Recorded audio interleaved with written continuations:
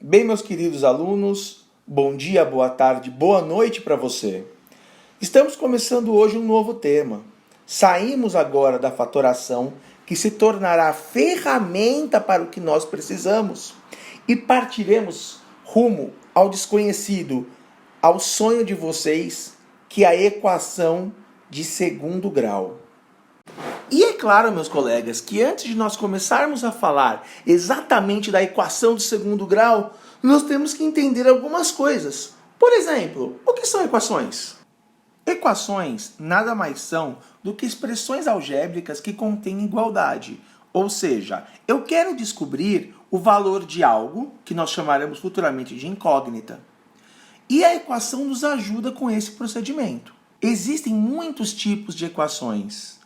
E a primeira que nós vamos ver é a equação de primeiro grau. Sim, aquela que vocês já estudaram no passado. Observem que ela tem o que nós chamamos de forma geral, ax mais b igual a zero. Ou seja, um número que acompanha x, um número sozinho, tudo isso igual a zero. Quando nós resolvemos a equação do slide anterior, nós obtivemos apenas uma resposta. Por que uma resposta? Horas, porque o x estava elevado à primeira, por isso que nós chamamos de equação de primeiro grau. Então, vamos parar para pensar. Qual é o expoente de uma máximo de uma equação de segundo grau? O 2. E o de terceiro? Já pegou a ideia? E isso vai nos levar ao seguinte questionamento. O grau da equação determina a quantidade máxima de soluções possíveis? Sim! Sim, determina. Uma equação de primeiro grau vai ter apenas uma solução possível. Uma de segundo grau, duas soluções possíveis. Uma de terceiro grau, três soluções possíveis e assim por diante. Como nós já vimos agora a forma geral de uma equação do primeiro grau, vamos ver a forma geral, a forma reduzida da equação de segundo grau, onde teremos ax² mais bx mais c igual a zero.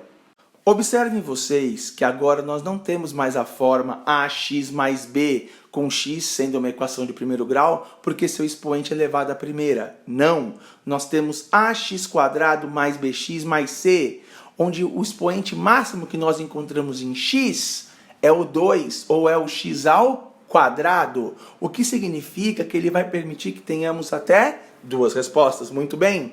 Gente, olhem só. A acompanha x², b acompanha x e o c está independente do x.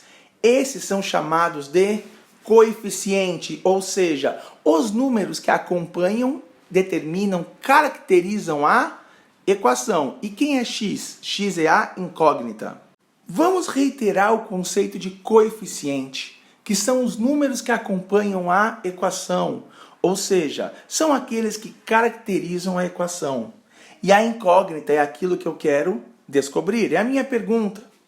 Gente, para que isso tudo possa existir, A, B e C precisam pertencer aos reais, ao conjunto dos números reais.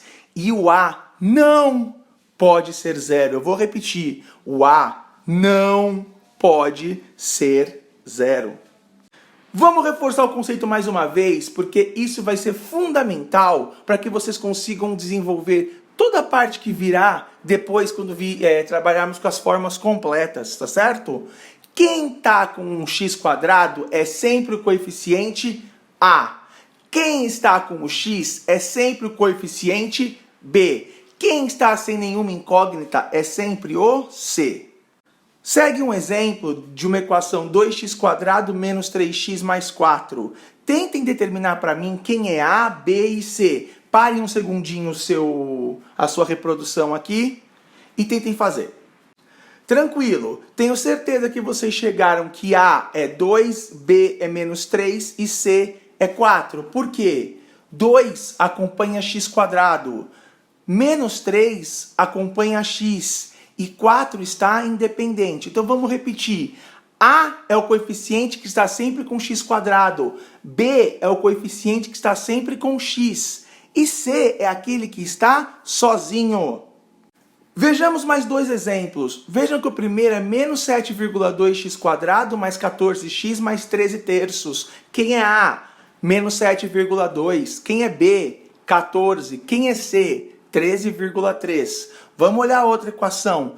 Menos 2x mais 7 menos 14x². Olhem a pegadinha. A é menos 14, não é menos 2. B é menos 2, não é 7. E o C é 7. Por quê? Porque não importa a ordem que a equação esteja distribuída. A é quem está com x², B é quem está com x, C é quem não está acompanhado. Dentro do estudo de equações, gente, nós vamos trabalhar agora com as formas incompletas. Ou seja, nós vimos que a forma reduzida é o ax² mais bx mais c. Só que nós podemos encontrar casos em que b ou c ou ambos são zero, o que nos leva a uma equação incompleta. E nós vamos analisar como resolver cada um dos casos. O primeiro caso, seguramente mais fácil, é quando b e c são iguais a zero. Então, olhem a forma geral. Ax² mais bx mais c igual a zero. Vejam que onde é b eu substituí por zero e onde é c eu substituí por zero. Zero vezes qualquer coisa é zero, zero somado com qualquer coisa é zero, nos levando à forma ax² igual a zero. Como A obrigatoriamente é diferente de zero, nós sabemos disso, x² é igual a zero dividido por A. Vamos tirar a raiz, então x é igual a mais ou menos raiz de zero sobre A.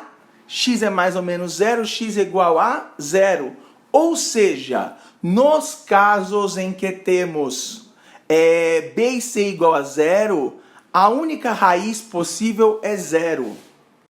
Só para confirmar para vocês, gente, raiz é a mesma coisa que solução, tá? Então, quando nós usamos o termo raiz, significa a resposta que pode ser atingida, conseguida. O primeiro caso nós vimos então que a única resposta possível é zero. Vamos ver a segunda agora, onde c é igual a zero. Vamos ver o que vai acontecer. Eu tenho a forma ax² mais bx mais c igual a zero, substituo c por zero e obtenho a forma ax² mais bx igual a zero. Observem que nesse instante agora eu posso utilizar da estrutura do fator comum. Ou seja, x é fator comum a ax² mais bx, posso pôr x em evidência e que vai ficar x vezes ax mais b. E, gente, para uma multiplicação gerar zero, só há uma condição, quando um dos seus fatores é zero. Ou seja, ou x é igual a zero, ou a mais ax mais b é igual a zero. Por quê? Eu vou repetir. Porque para uma multiplicação dar zero, um dos seus fatores tem que ser zero. Façamos um exemplo rápido. X² menos 5x igual a zero. Façamos agora o fator comum, x. X vezes x menos 5 igual a zero. Então, gente, ou x é zero, ou x menos 5 é igual a zero. Resolvendo x menos 5 igual a zero, nós temos que x é igual a 5. Então, as soluções possíveis para essa equação são 0 e 5, ou 5, perdão. Um segundo exemplo é 3x² mais 9x igual a zero. Façamos o fator comum. Eu coloquei o 3x. Por que 3x e não só x? Porque o 3 é fator comum a 3 e a 9. Como que nós poderíamos saber disso? Pelo MDC. Então nós temos que ou 3x é igual a zero, ou x mais 3 é igual a zero. Vejam que se 3x é igual a zero, como 3 não é zero, só x pode ser zero. E se x mais 3 é igual a zero, x tem que assumir o valor de menos 3. Então as soluções possíveis é menos 3 e 0. Estão pegando a ideia, gente? E agora o terceiro e último caso de equações incompletas é quando b é igual a zero. Ou seja, onde é b eu substituo por zero, deixando a forma ax² mais c igual a zero. Esse caso merece uma atenção especial, porque é o único dos três casos que pode não ter uma solução nos reais. Por quê? Observem que quando vocês isolam o c e vocês tiram a raiz, nós temos uma estrutura raiz de menos c sobre a. E o que pode acontecer? é esse menos c sobre a dar um valor negativo e a raiz ser negativa, o que nos impossibilitaria de ter uma resposta nos reais. Dois exemplos muito rápidos aqui, 2x² menos 8 igual a 0, coloco o 8 para o outro lado, então fica 2x² igual a 8, x² igual a 8 sobre 2, x² igual a 4, x é igual a mais ou menos raiz de 4, x é igual a mais ou menos 2. E temos a mesma coisa no outro exemplo. Menos 4x² mais 8 igual a 0, isolo 8, menos 4x² sobre 8.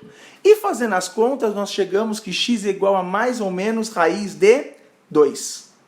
Esta última coluna contém um exemplo importante porque é o exemplo daquilo que eu disse que às vezes não vai dar certo em reais.